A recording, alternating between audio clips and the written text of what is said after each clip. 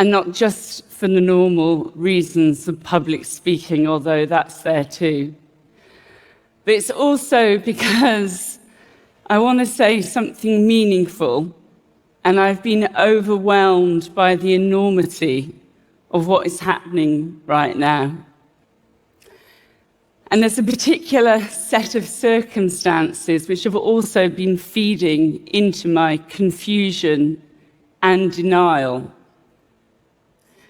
And that is because the last time that I stood on this stage, it led to a 3-year legal battle, culminated in London's High Court, in which it felt like I was on trial for my life, because I was. My career, my reputation, my finances, even my home was on the line. All because I came here to warn you that I didn't think democracy was going to survive the technology that you're building, however incredible it is. In fact, I was the person who almost didn't survive, and pretty much everything I was warning about is now coming true. I can't sugarcoat it. It's a bit of a head fuck. I have a lot of emotions about coming here, and Ted also, I suspect, is feeling them too. But what actually I finally realized yesterday is that the denial and the confusion that I've been feeling is maybe what you're feeling too. I felt powerless for a really long time. So if that's what you're feeling, I get it. But we have to act now.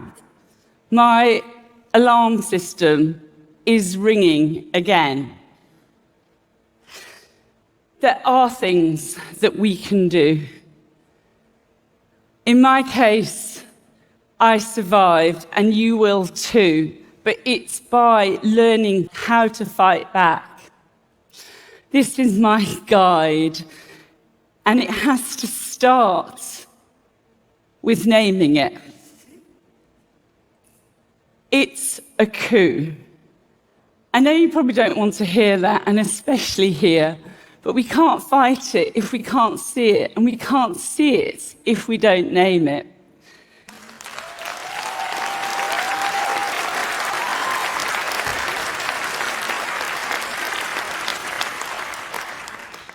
The Russian and American presidents are now speaking the same words.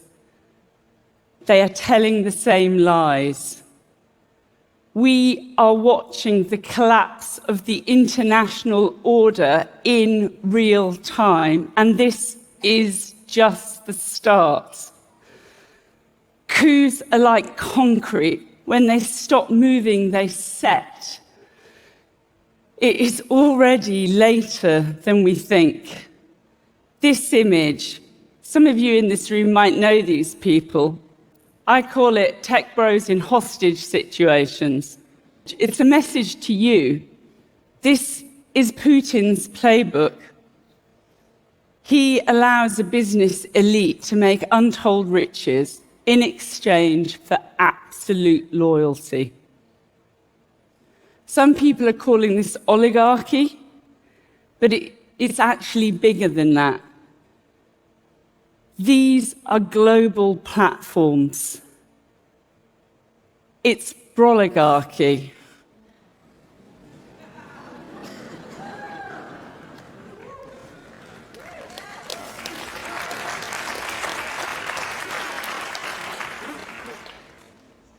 There is an alignment of interests that runs through Silicon Valley to what is now a coming autocracy.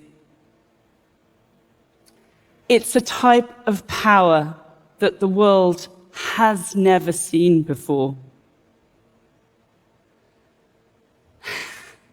It's always the data. It's the crack cocaine of Silicon Valley. The first thing that Elon Musk did was to send his cyber troops into the US Treasury to get access to the data. That is not a coincidence, it's a hack.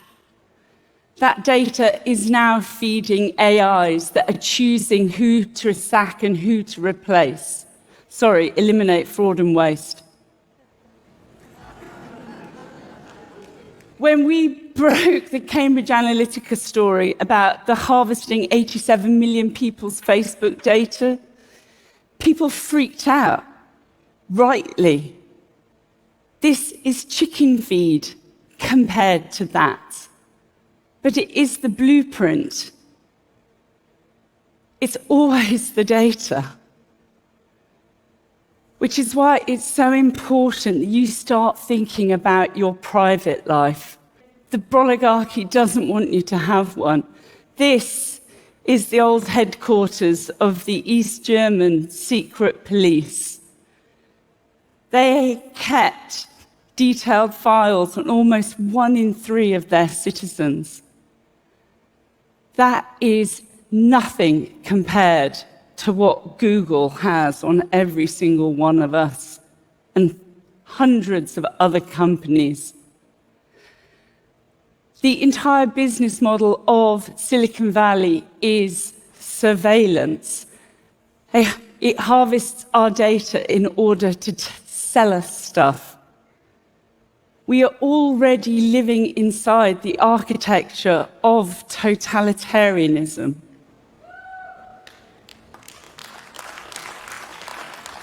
It may not have been deliberate, but we now have to start acting as if we live in East Germany and Instagram is the Stasi.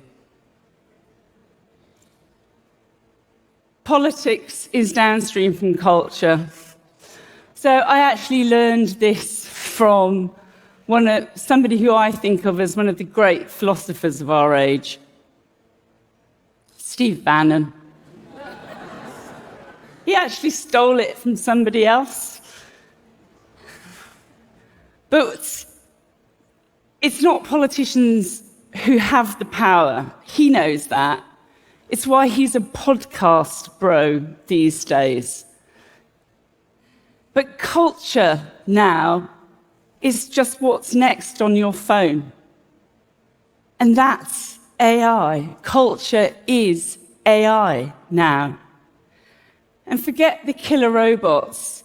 If you want to know what the first great AI apocalypse is, we're already living it. It's total information collapse. And if you take one thing only away from this talk, it's politics is technology now. And that's why everybody in this room, you can't look away. It's why your CEOs have been taken captive and are paraded on TV like hostages. But you have a choice. So Trump, he calls the press the enemies of the people, and he probably doesn't even know that he's quoting Stalin. So what happened to me is a playbook, and it's now coming for all sorts of other people. It was actually a friend of this guy who came after me. It's Nigel Farage. It's a Brexit funder. I'm not going to go super into the details. But 19 press freedom organizations called the lawsuit against me a slap. That means it's a strategic litigation against public participation. A really long-winded way of saying it's using law as a weapon to shut people up, not just journalists, but other public people too. And it works. I just wanted to tell you about one aspect of the litigation which I found terrifying and that was the data harvesting. There's this quote, you may know, it's Cardinal Richelieu. If you give me 6 lines written by the hand of the most honest of men, I will find something in them in which will hang him. In my case, the first forensic searches of my phone and laptop yielded 40,000 pieces of data. It was my messages, my emails, my voice memos, my personal life. And the whole thing about this, the attack which came from me, was really personal. Because the thing about this litigation is only one part of the playbook. It was also this sort of massive online campaign of abuse, which is just day after day, after day, after day. Because my most unforgivable crime was reporting while female. It was a digital witch burning. And I believe that this man came after me personally, not The Guardian and not Ted. It was because I looked like the weakest link. But he was wrong. And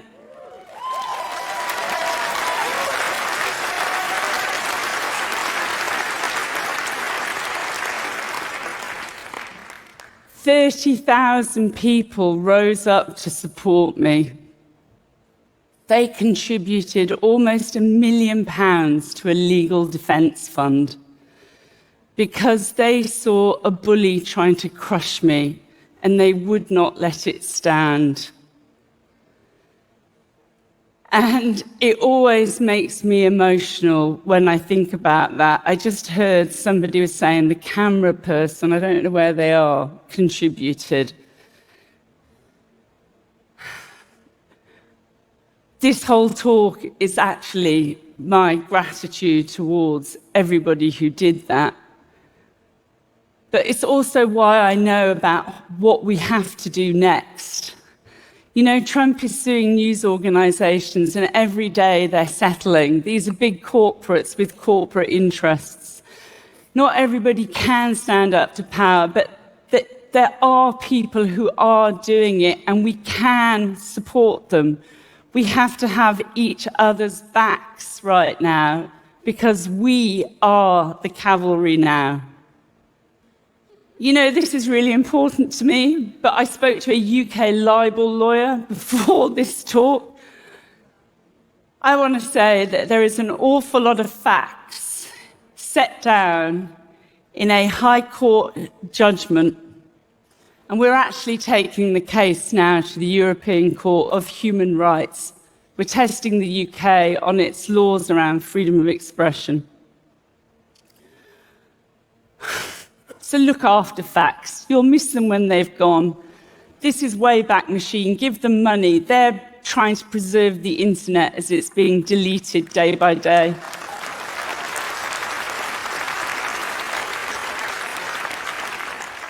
History is our best chance of getting out of this. You know, you probably know this phrase, do not obey in advance. That's Tim Snyder, who's a historian of authoritarianism. We now are in techno-authoritarianism. We have to learn how to digitally disobey. That can be as simple as the drop-down box. Don't accept the cookies. Don't give your real name. Download Signal, the encrypted messaging app. Don't bomb Yemen. Don't add the editor of The Atlantic to your group chats.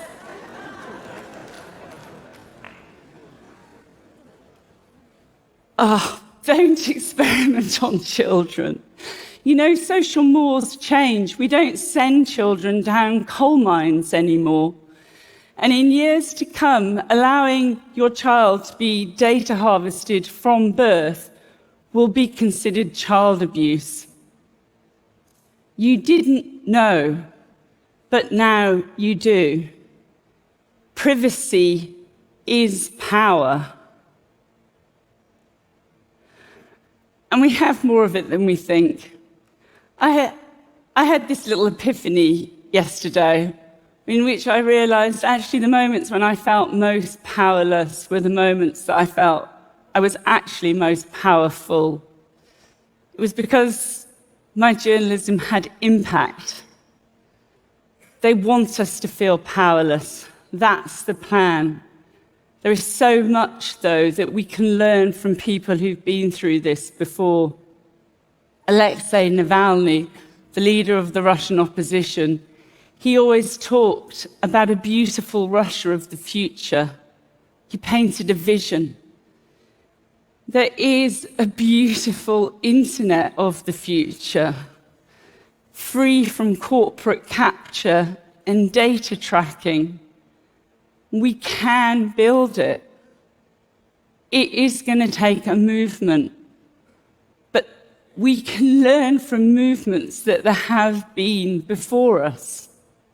This is my colleagues and I on strike in December because my news organisation, The Guardian, decided to sell our corner of it, The Observer, the Sunday title. And it was a battle we really didn't need at this time, and we didn't actually win. But, you know, you can't win every battle, but you definitely won't win if you don't fight.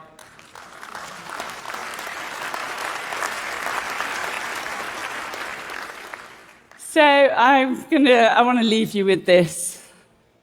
This is ChatGPT writing a TED Talk in the style of Carole Cadwalladr. And it is creepily plausible. But what it doesn't know, because AI is actually as dumb as a rock, is that I am going to turn to Sam Altman, who is coming here, a TED speaker, and say that this does not belong to you. ChatGPT has been trained on my IP, my labour, my personal data.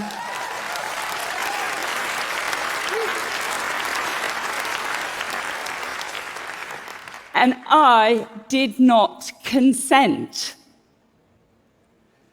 You know, The Guardian has effectively got rid of more than 100 journalists. We actually leave the building next week. And shortly afterwards, it signed a syndication deal with OpenAI. Or as I think of it, it married its rapist. But I do not consent. And while we still have copyright laws in my country, UK government is trying to tear them up at the moment in order to suck up to Silicon Valley and Trump. But while we have them, use them. Because what is happening to my industry is happening to yours too. And it's more than theft. It's a violation. Data rights are human rights.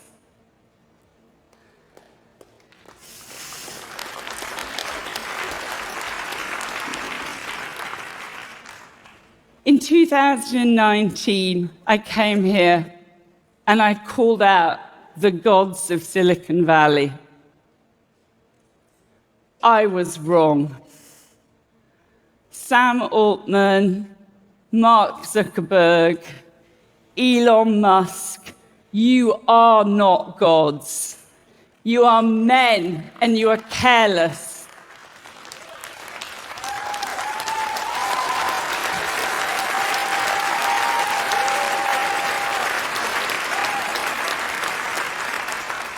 You think that by allying yourself with an autocrat, you will be protected. That's not how history works. It's not even how oligarchy works. This is Mikhail Khodorkovsky. He was an oligarch until he was sent to Siberia to prison for 10 years after Putin tired of him. You are sucking up to a tyrant who is trying to destroy the laws who made your businesses possible. You are collaborators.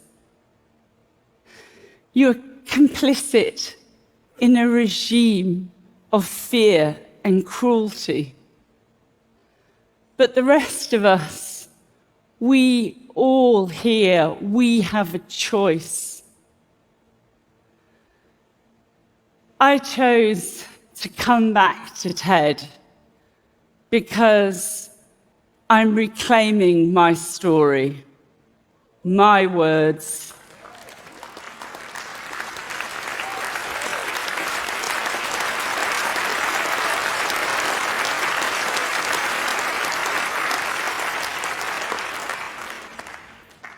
We are not powerless.